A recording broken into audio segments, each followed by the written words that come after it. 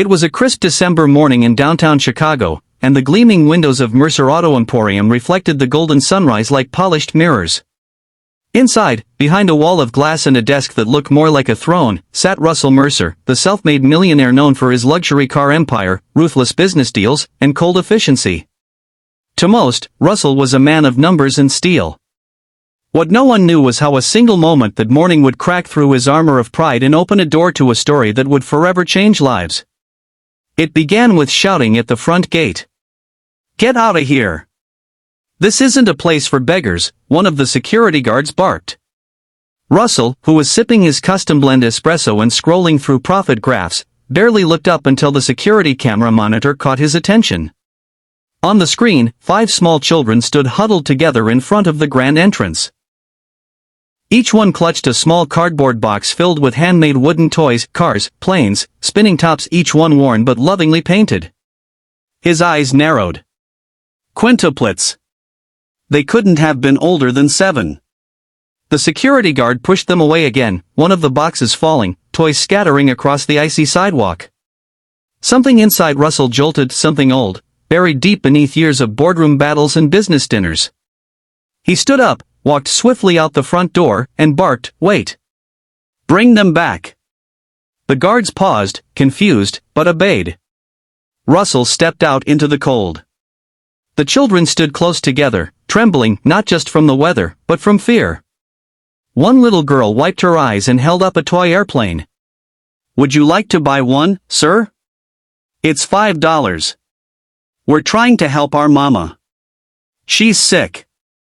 The boy next to her added, "We just need enough to get her medicine. She couldn't get up today. Please, mister." Russell knelt down, his expensive coat brushing against the pavement. The kids were all wearing mismatched shoes, threadbare jackets, their cheeks red from the biting wind. He took a deep breath.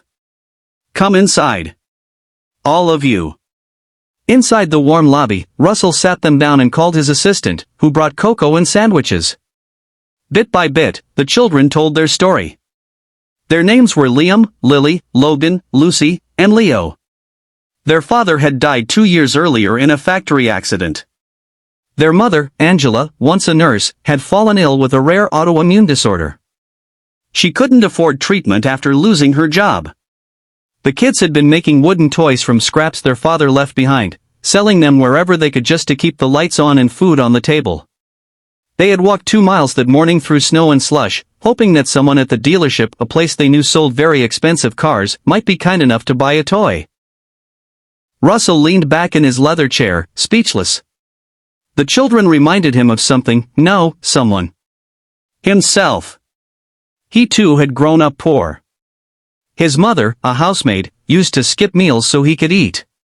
He remembered selling lemonade on the curb while watching rich men pass by in their suits, never once stopping. But he had buried all that behind steel walls and skyscrapers. Not today.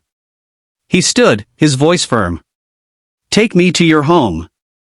The quintuplets led him through quiet backstreets, to a cramped, run-down apartment with flickering lights and peeling paint. Angela lay on a worn couch, pale and coughing, her eyes wide with shock when she saw Russell. "Mr. Mercer," she rasped. "You know me?" She nodded faintly. "I used to be a nurse at St. Helena's. I treated your mother once, when she had pneumonia. You came to visit her every day with soup. I remember your eyes." The memory struck him like thunder. It was her. She had once told him, "Don't let this world turn you cold, Russell. You have warmth in you. Use it." Tears welled in his eyes. Without a word, he stepped outside, called his driver, and had Angela taken to a private hospital. He called his legal team to cover every cost. But he wasn't finished. In the days that followed, Russell visited the children every afternoon.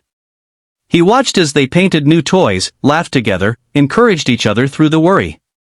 He had them enrolled in a nearby school and hired a tutor to help them catch up. And in a bold move that made headlines, Russell opened a new wing of his dealership, Angela's Corner, Toymakers of Hope, a charity workshop where underprivileged kids could learn craftsmanship and entrepreneurship.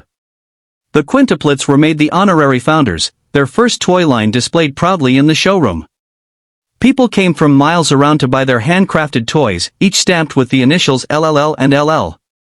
Angela, once on the brink of death, recovered steadily. When she returned home, she found not only a new lease on life but a new family in the man who had once been just a cold millionaire. The world saw a car tycoon. But in that moment, the children saw a man who remembered what it was like to be small, invisible, desperate. And Russell Mercer, the millionaire, found something he had long forgotten: the purpose of his success. He didn't just save a family. He let them save him. And in that, a millionaire became something far richer, a man with a heart awakened.